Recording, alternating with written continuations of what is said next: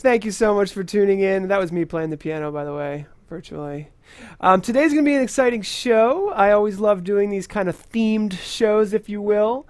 So today we're talking about the history of video conferencing. And it could not be a better time in the industry to talk about it because things are just changing way too fast. And things are just changing every single day. You'd be surprised of what is going on in this industry. So we're going to talk about a brief history of video conferencing.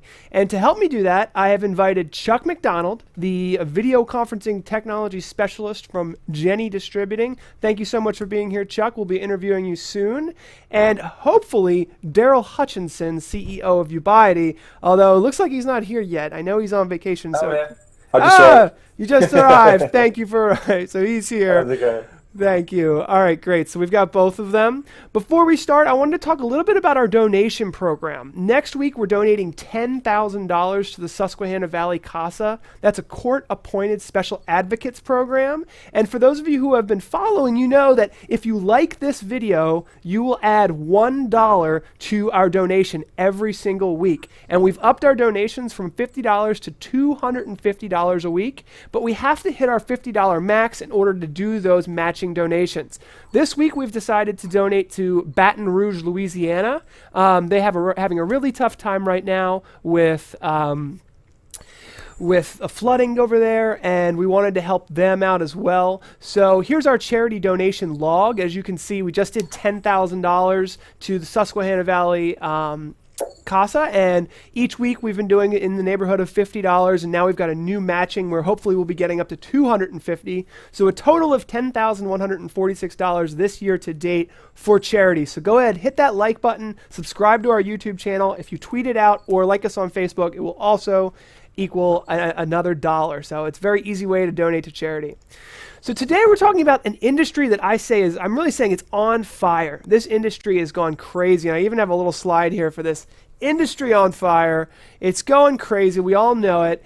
And the question I want to pose to Daryl and to Chuck today is, where are we in this industry? Is it still in the early majority, or is the majority of the world jumping on board with video conferencing? This is a bell curve, a traditional bell curve. I show this slide a lot. And it kind of says, is it still the early majority? Is it just innovators still, back in the days of Skype? Or have we really come into a time where the majority of businesses are using this technology? So that's how I want to kind of to start off this conversation. And Daryl, sorry, I thought you weren't there. You joined in the last second. How you doing today? I'm good, thanks. I'm good. Yeah, on vacation and have two kids running around, so it's pretty hard to get away. So I apologize, but I managed to make it. Well, thank you so much for being here. And Chuck, do you want to first introduce yourself, and then we'll let Daryl introduce himself and what he does? Sure. Hi, everybody. I'm Chuck McDonald. As Paul mentioned, I work for Jenny Distributing, and they're sales engineer for the video conferencing, and I've had my own history of video conferencing, so I'd be glad to speak to it today. Thank you for having me. My pleasure. And Daryl, you just want to tell us a little bit about yourself before we get started? Yeah, sure. I'm Daryl Hutchings. I'm the CEO of Collaboration Squared. We're a global conferencing and collaboration service provider. And our most recent product is called Ubiety, which is powered by the Ocado technology, and which is obviously now Cisco and Cisco Meeting Server. But yeah, interesting about our history is that we've been in the collaboration space for 7 years in this business, but many more before that as well. But mostly around the audio and web conferencing. So, for us, video conferencing and video collaboration is new in the last couple of years. And, when we talk about adoption, I think we are definitely moving into that world of mass adoption of video, and hence why we shifted and moved our business model that way, because, we can see that coming as the next phase. Great. So Chuck, let me let you kind of start this off. We're talking about adoption, right? Video conferencing adoption. And I actually have like a little history chart here, which I was going to go over. And it kind of starts with the start of the internet, right? So the internet started, they say, in the 70s. I don't know if that's true or not. It obviously didn't become apparently usable until the 90s for video conferencing. And you can see as I kind of go down this history chart, in the 80s, I would say, and Chuck, I'm sure you could speak to this better than I can, it was really mainly audio conferencing was when you were doing collaboration, really over the telephone. Would you say that's correct? Yeah, there was video conferencing, I think, way back even in the 60s, but it really started gaining a little bit more momentum in the 90s and early 2000s. You had, going over H.320 over telephone lines, and then when the availability of broadband internet became available to most people, then you saw, the H.323, the video conferencing that we really see today, and even whether it be the different brands out there, or even Skype for consumer models like Skype and Google Hangouts. So you mentioned H.323, and I think that's an important kind of segue to, before we start talking about cloud-based conferencing. So Polycom, I know, and Cisco were kind of like the leaders in the very early days, but there's still even H.323 and SIP devices being used today. In fact, I think you're calling in on a H.323 device, correct? Yeah, this happens to be a Yealink. They're relatively new to the market, but they've come out with their own line of video conferencing room systems. But yeah, back in the again, I'm dating myself a little bit, but back in the late 90s and early 2000s, these systems that we're using today were $60, $70, $80, $90,000 each. So just even that price point was really a barrier to entry, not to mention the whole infrastructure and the cost of lines back then. But then when Polycom, and it was actually Tandberg before Cisco acquired them, which was a big deal. The appliance-based video conferencing lowered the cost, and so you saw more adoption by companies and organizations, healthcare, education. But the cost was still pretty high and didn't allow for mass adoption. So now, again, moving forward, we're seeing more adoption because the price point of the equipment and the infrastructure has come down. Yeah, and I'm glad you mentioned that, because I think that H.323 and SIP is something that a lot of people might not ever really know about. Let's say they're just using Skype or just using GoToMeeting, and they don't even ever even heard of that term. And why don't I kind of segue over to Daryl? As you can see, I'm kind of going down this timeline.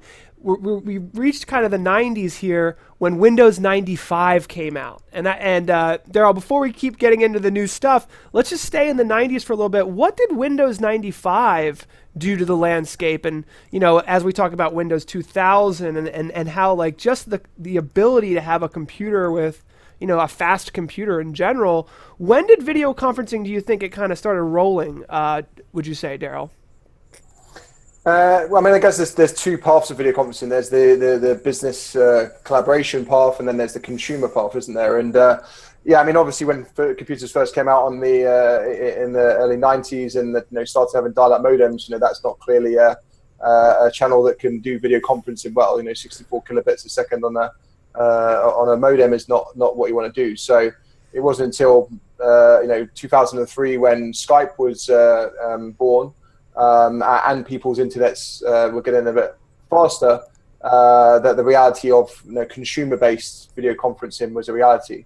Obviously, before that, you had in the 80s, obviously going into the 90s, you had the ISDN for business, so they could kind of get some consistency, maxing out at 384K to get a half decent signal. But that was very exclusive to board members and management to management meetings. And again, for me, the interesting thing about adoption is that, what's happened over the last 10 years is that people in their consumer lives have got this rich video conferencing experience on their personal devices and their whether it be mobile devices or laptops.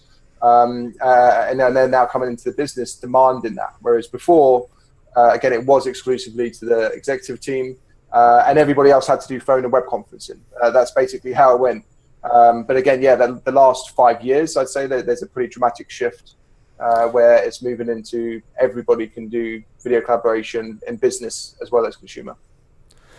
Cool. So I just want to, just because we are talking about the history here, it looks like the very first webcam came out in 1998. So things were changing. 2003 was when Skype was first announced. I'm just going to keep going down here to show a couple of these more things here. Logitech actually in July 25th, I believe that's in 2003, released their first pan-tilt zoom camera. So I think they were on the right track there. GoToMeeting in 2004. So GoToMeeting is actually the second largest video conferencing software after Skype, and GoToMeeting just merged with LogMeIn. I don't know if you knew that. But they've been in the industry for a long time, and that's why they're so big. Not necessarily because they're so good, but look at how long they've been in the industry. Phoenix. To clarify, they were very much web conferencing back then. So there wasn't ability to introduce a webcam. It was just content sharing. The webcam feature in GoToMeeting and the likes of WebEx, didn't come till quite some time after that. Interesting. I didn't even think of that. You think it's like what you would think of today, but you're right. Really reaching back there. Life Size came out, and of course they were a hardware company. Now they're just cloud. That was 2006. And just to put things in perspective, in 2007 was the first iPhone, right? So that literally brought video conferencing capabilities into the hands of millions of consumers. And I feel like that was a major shift. And I don't know if, Chuck, maybe you could talk about these kind of like paradigm shifts where, and you mentioned it, Daryl, where people are having better video conferencing experiences with consumer products than they are with business products. And it seems backwards. But how did the iPhone really, and smartphones in general, do you think really change the industry? Well, with the availability of iPhones and the ease of connecting to people, I mean, Apple made it easy, right?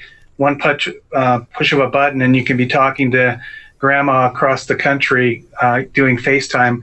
Those are the kinds of things now that the kids of then and today, as they grow into the workplace, are going to expect video because they grew up with it, and they're going to probably say, why are we talking on the phone? Because we should be doing this over video. And the ease of use of the consumer products is pushing those video conferencing vendors on the commercial space to make it easier.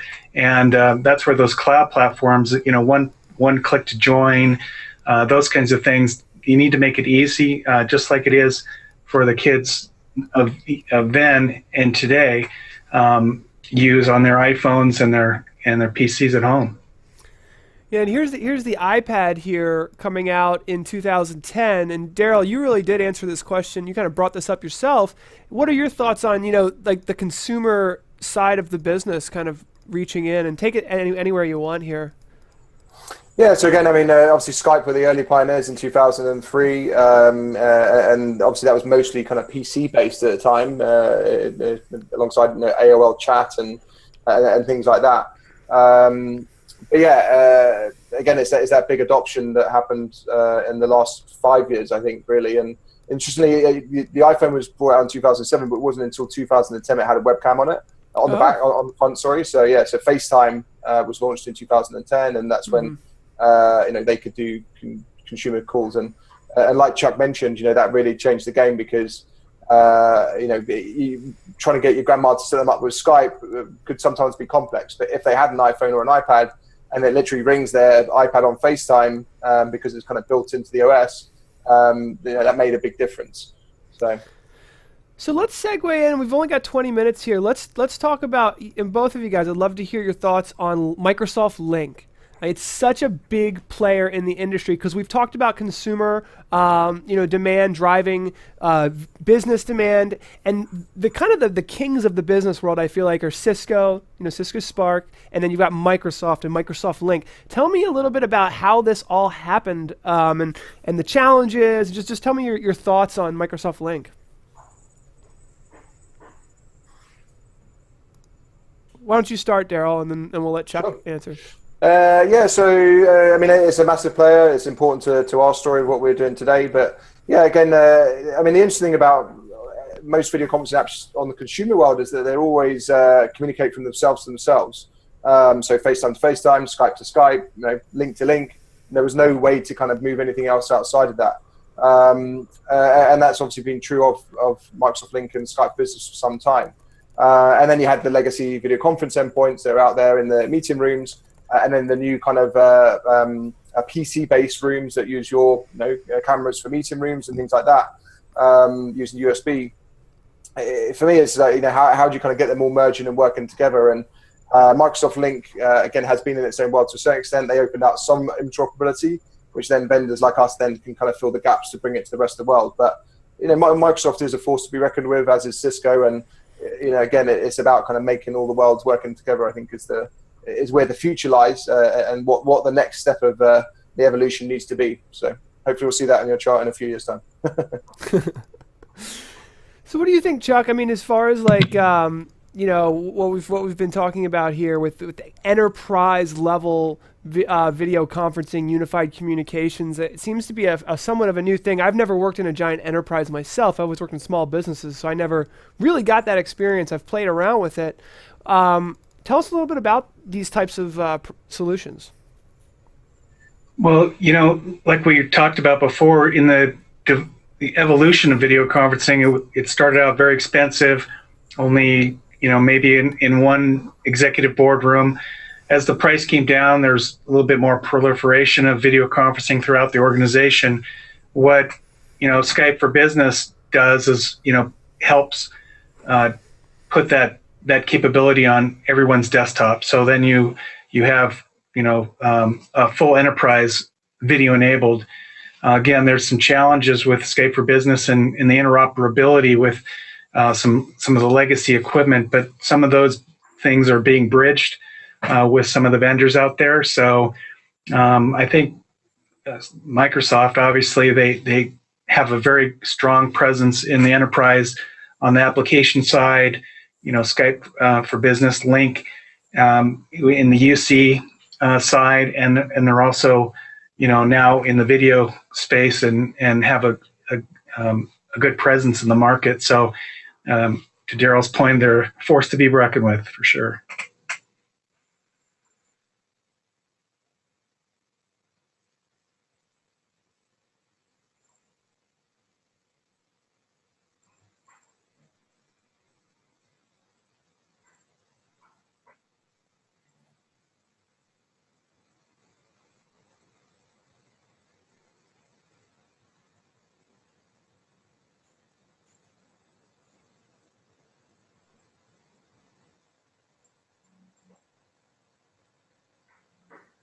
Well, I think we've said that video conferencing is definitely here to stay. It's going to be expected more and more in the market by employees and companies and organizations, healthcare. A lot of savings is being taken advantage of with telemedicine. So there's a lot of wonderful things that video conferencing can do. So that is only going to keep growing. What we're seeing now with the evolution of more cloud vendors is it takes some of the infrastructure that has been very, very costly in the past and makes it more affordable for small to medium to even large enterprises to continue to grow their video conferencing, because that very expensive infrastructure is now in the cloud, and it becomes more of a OpEx versus a huge capital expense. Interesting. Okay. Well, that makes sense to me. Sorry for everyone. My audio did go down a second. I'm using a hub, and I don't know what's going on with that. But it should have only gone down for a second there. And then Daryl, same question, if you don't mind. Yeah, so the future, I certainly hope it's bright. I hope it's in high definition, obviously. So I think, as the internet around the world becomes better and faster, the quality issues will go away and pass. So that's great.